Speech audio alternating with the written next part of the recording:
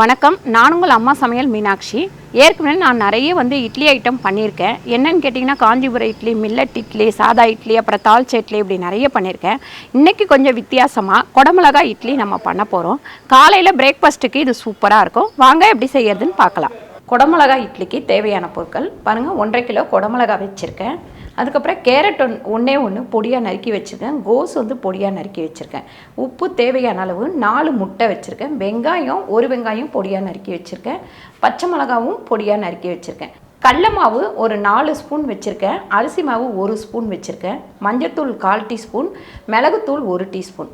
இப்போ பாருங்கள், குடமிளகாய் இட்லிக்கு நான் அடுப்பை ஆன் பண்ணியிருக்கேன். இந்த கடல மாவு பார்த்திங்கன்னா கொஞ்சம் நல்லா வறுத்துக்கலாம். இது எதுக்கு வறுக்கிறோம் அப்படின்னா, நமக்கு பச்சை வாடை வராமல் இருக்கிறதுக்காக தான். அடுப்பை கம்மியான தீயில வச்சு வறுத்துக்கோங்க. பச்சரிசி மாவையுமே நம்ம கொட்டி வறுத்துக்கலாம். பாருங்கள், இந்த மாதிரி கொஞ்சம் நல்லா வாசனை வர அளவுக்கு வறுத்தா போதும். இப்போ அடுப்பை ஆஃப் பண்ணிடலாம். ஆஃப் பண்ணிவிட்டு நம்ம குடமிளகாவை கட் பண்ணி எடுத்துக்கலாம். பாருங்கள், இப்போ குடமிளகாவை இந்த மாதிரி கட் பண்ணிக்கலாம்.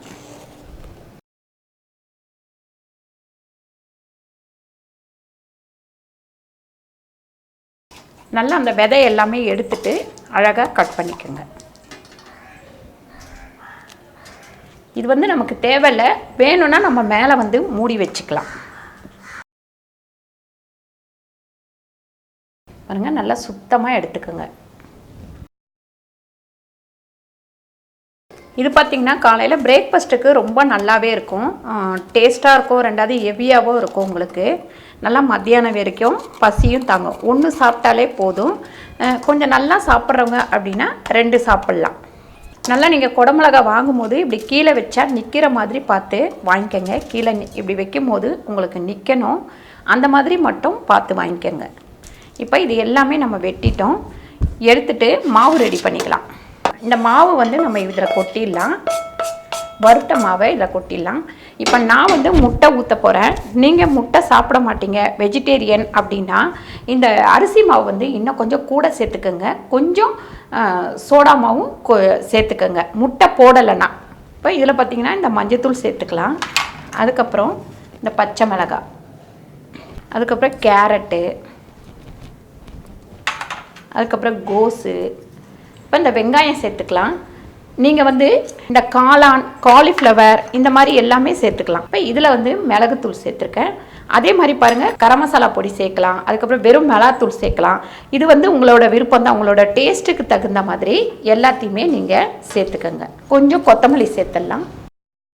பாருங்கள், இதுக்கு தேவையான அளவு நம்ம உப்பு சேர்த்துடலாம். அதுக்கப்புறம் பார்த்திங்கன்னா கொஞ்சம் ஆயில் சேர்த்துக்கலாம். இது ஏன்னு கேட்டிங்கன்னா, நமக்கு நல்லா சாஃப்டாக வரணும். அதுக்காக தான் ஒரு 2 ஸ்பூன் அளவு ஆயில் சேர்த்துருக்கேன்.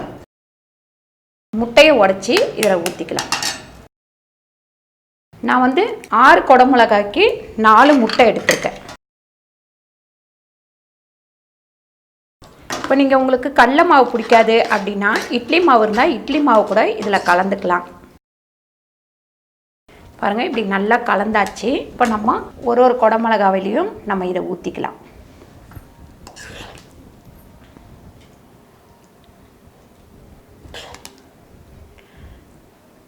முதல்ல எல்லாத்துலேயும் ஊற்றிடுவோம். அதுக்கப்புறம் மீதி இருந்தால் ஃபுல்லாக ஊற்றிக்கலாம்.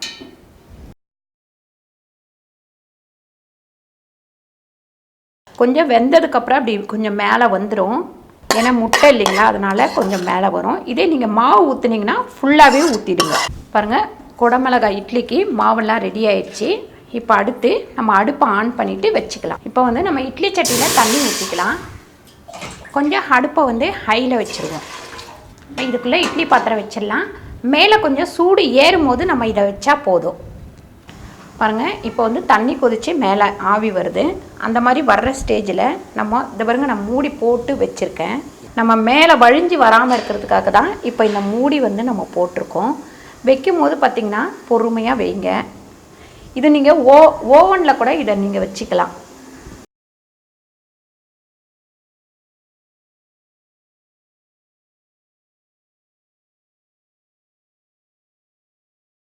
சூப்பராக இப்போ அடுக்கியாச்சு.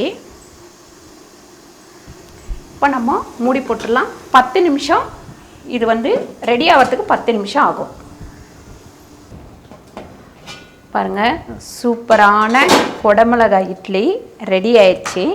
நம்ம இது கொஞ்சம் ஓப்பனாக இருக்குது, இதில் இப்படி கத்தி விட்டு பார்த்தோம்னா அழகாக ரெடி ஆயிடுச்சு பாருங்கள், ஒட்டவே இல்லை. இப்போ அடுப்பை ஆஃப் பண்ணிவிட்டு நல்லா ஆறுனதுக்கப்புறம் தான் நம்ம எடுத்து வைக்க முடியும். நல்லா ஆறட்டும், அதுக்கப்புறம் எடுத்து வச்சுக்கலாம். எல்லாமே நல்லா வெந்துருச்சு.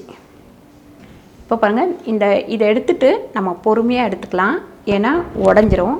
இந்த மாதிரி எடுத்து வச்சுக்கலாம். எடுத்து வச்சுட்டு நம்ம மறுபடியும் இப்படி மூடி வச்சிடலாம்.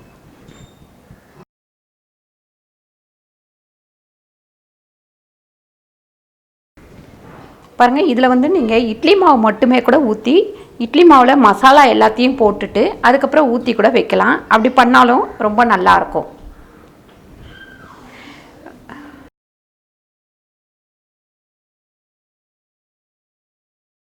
பாருங்கள், சூப்பரான ஒரு சுவையான குடமிளகாய் இட்லி ரெடி ஆயிடுச்சு. இப்போ வந்து இது நான்வெஜ் சாப்பிட்றவங்களுக்கு இது சூப்பராக இருக்கும். வெஜிடேரியன் சாப்பிட்றவங்களா இருந்தால் இட்லி மாவை இதே மாதிரி காய்கறி எல்லாமே சேர்த்து இதில் ஊற்றி நீங்கள் வேக வச்சிங்க அப்படின்னா அவ்வளோ சூப்பராக இருக்கும். நான் அதுவுமே ஒரு தடவை உங்களுக்கு செஞ்சு காமிச்சிடுறேன். இந்த வீடியோ உங்களுக்கு பிடிச்சிருந்தா லைக் பண்ணுங்கள், ஷேர் பண்ணுங்கள், சப்ஸ்கிரைப் பண்ணுங்கள், ஃபேஸ்புக்கில் ஷேர் பண்ணுங்கள், மறக்காமல் கமெண்ட் பண்ணுங்கள். நன்றி, வணக்கம்.